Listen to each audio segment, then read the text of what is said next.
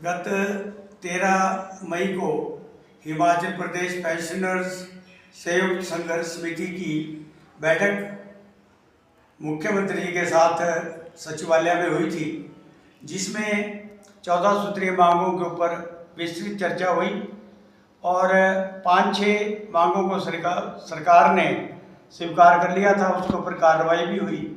लेकिन एक हमारी प्रमुख मांग जो थी उसमें कि वर्ष जनवरी 2016 से लेकर के जनवरी 2022 के बीच में जितने भी हमारे पेंशन साथी सेवानिवृत्त हुए हैं, उनकी जो देनदारी थी उसको लेकर के सरकार ने उनके लिए कोई भी देनदारियों का प्रावधान नहीं किया था।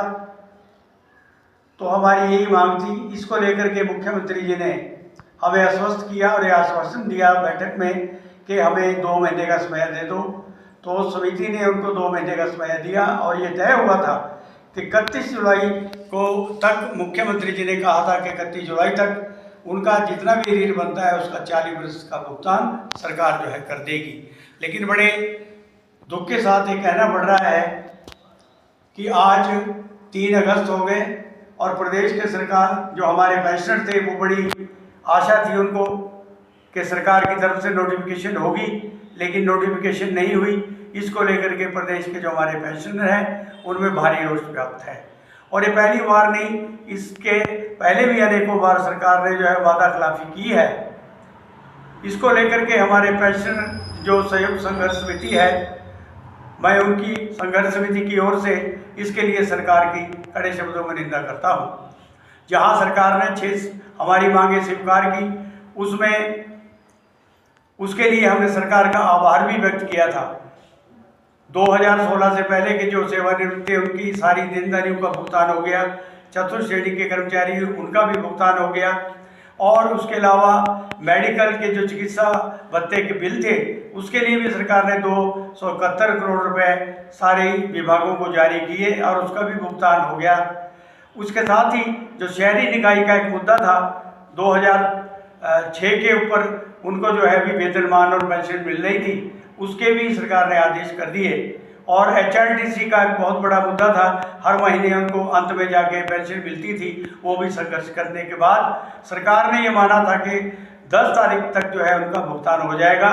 कि ये पहली बार हुआ 3 वर्षों में कि उनको पिछले महीने 9 तारीख को जो है पेंशन का भुगतान हो गया। अभी इस महीने में देखते हैं कि सरकार अपने वादे पे कायम रहती या नहीं। और उनके चिकित्सा भत्तों को लेकर के भी सरकार ने 20 करोड़ जारी किए थे। इन सब बातों को लेकर के संघर्ष समिति ने सरकार का हमने आभार भी व्यक्त किया। लेकिन ये जो प्रमुख मांग है इसमें हमारे 40,000 के करीब जो है पेंशनर हैं जो अभी इस चीज़ की प्रतीक्षा कर रहे थे कि उनकी जो है देनदारी उसका सरकार भुगतान करे, लेकिन सरकार ने ऐसा नहीं किया है।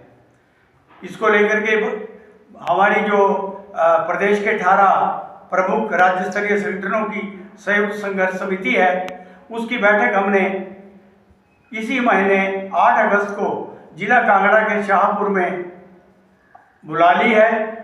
इस बैठक की अध्यक्षता संघर्ष समिति के अध्यक्ष श्री सुरेश ठाकुर जी करेंगे और उसमें 18 के 18 जो हमारे प्रमुख संगठन हैं, इनके राज्य स्तरीय सभी पदाधिकारी और जिला कांगड़ा के सारे हमारे जो वरिष्ठ कार्यकर्ता हैं वो सब इस बैठक में भाग लेंगे और विशाल पेंशनों का ये सम्मेलन होगा। उसमें हम ये तय करेंगे कि सरकार की जो वर्तमान स्थिति है उसको देखते हुए हमें क्या निर्णय लेना है। लेकिन ये निश्चित है कि अब सरकार के साथ आर पार की लड़ाई लड़ी जाएगी। जहां हमने सरकार की आर्थिक स्थिति को देखते हुए 40% का भुगतान लेना स्वीकार किया था, लेकिन अब हम 40% नहीं, उनका जितनी भी देनदारी है उसका सरकार भुगतान करे। और इसके अलावा जो 15% महंगाई राहत की किस्तें हैं उनकी जो देनदारी सरकार के पास दे हैं बकाया उसके एरियर के साथ है उसका सरकार भुगतान करे। इससे कम कोई बात अब सरकार के साथ नहीं होगी और आने वाले समय में सरकार के साथ आर पार की लड़ाई लड़ी जाएगी, क्योंकि सरकार जो है बार बार पेंशनों के साथ धोखाधड़ी कर रही है। और इसमें जो इनके कुछ तथाकथित स्वार्थी लोग हैं वो इनको गुमराह करने का प्रयास कर रहे हैं। उनको हम उनके जो इरादे हैं उसको कामयाब नहीं होने देंगे। प्रदेश के हमारे पेंशनर एकजुट हैं और एकजुट होकर के ही सरकार के साथ जो है आगामी जो है लड़ाई आर पार की लड़ाई लड़ी जाएगी और इसकी सारी जिम्मेदारी जो है सरकार की होगी।